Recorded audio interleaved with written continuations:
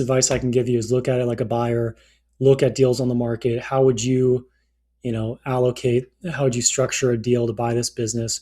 It's like the best education you can have as a seller is go try to buy a business. And yeah, I can give you examples. The $140 million deal, that's like a 10x multiple.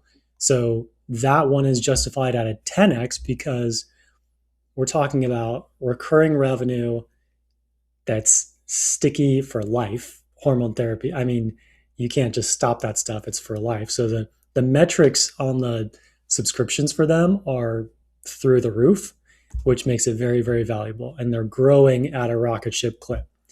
So growth, category, size, and recurring revenue are some of the major tailwinds there. For smaller deals, SBA deals, it's a lot more cut and dry as far as multiples from what I've seen.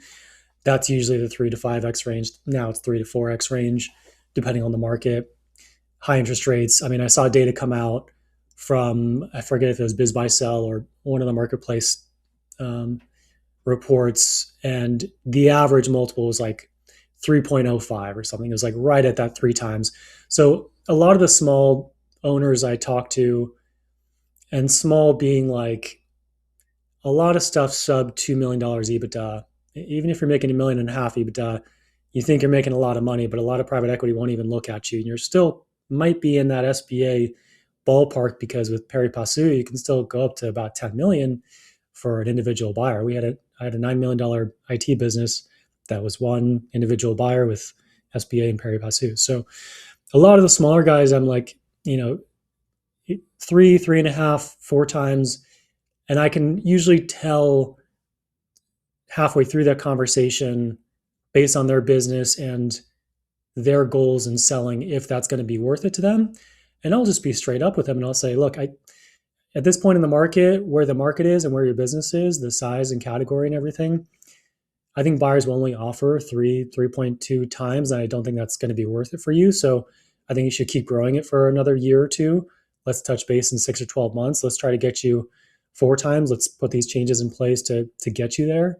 And I'm very upfront and brutal on valuations. Like if you stack up my opinions on valuations with 5 other brokers, I'm going to be on the lower side because that's the more realistic side. Brokers have a weird incentive to tell you a high number because then it gets you excited to list with them. And I don't take that approach. So that's kind of the ballpark on the SBA and the 10Xers.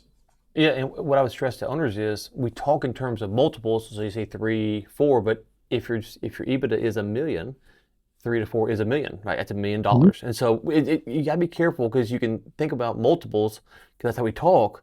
And it sounds very small, but on these deals, it's significant money. And I think a lot of owners in the SBA range kind of look at it and go, I can just keep the business and make this for a handful of years. And that's very true. That's very true.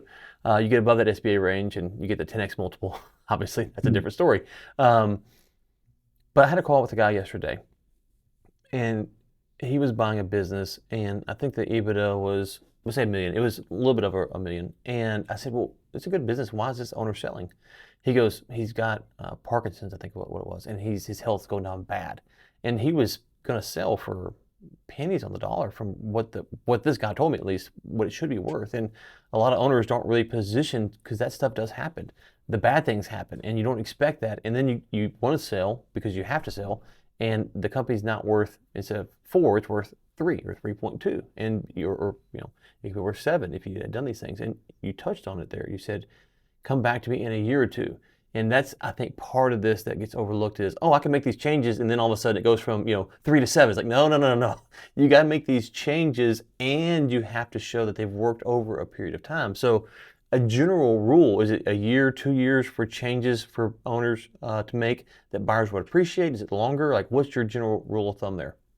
I think it's got to show up on the financials, and that takes a year or two. And if you, like, we had a couple deals in 2025, a lot of owners were down on numbers in 2025, whether it was tariffs or whatever it may be, they're down 20%. If you have a down year, you recover in 2026, and you got to show that on financials and probably sell in 2027. It's like a 2-year setback.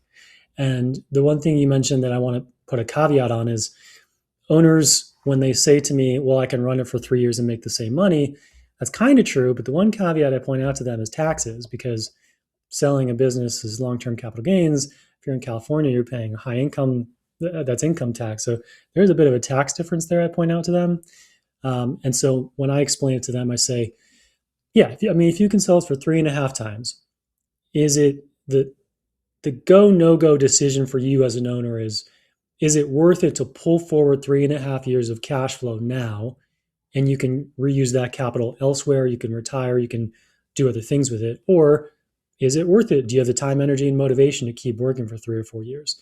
And I just kind of lay it out like them. It helps them to have an advisor help them in the decision making framework versus just talking about numbers sometimes, and it put things in perspective. Because I would say in most cases when I talk to owners and I ask, do you have a number in mind you want for the business? They're not sure. They've read a couple of things. They've talked to friends. They don't really know, and they don't know how to think about it. So most clients are first time sellers starting completely fresh, and it helps to be a true advisor versus just, math.